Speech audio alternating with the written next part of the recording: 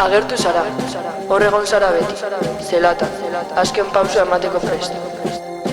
Ez alzara hartzen, orain arte beti egin du aurrera. Mekanismo berriak sortuz, hortzak estutuz, horratzak errazago mugituz. 0-tik 11 zena izan. Iluntasunetik argitasunera. Gaixotasunetik osasunera. Baina amaieran banekien hor zinela. Orduak segundu bihurtu zirenetik, zarataz izenetik. Denak, estanda zuenetik. Orain, fikzioa zena, errealitatea da. Erlojua erortzear dago, hobekuntzaren bila suntxipenak arriz.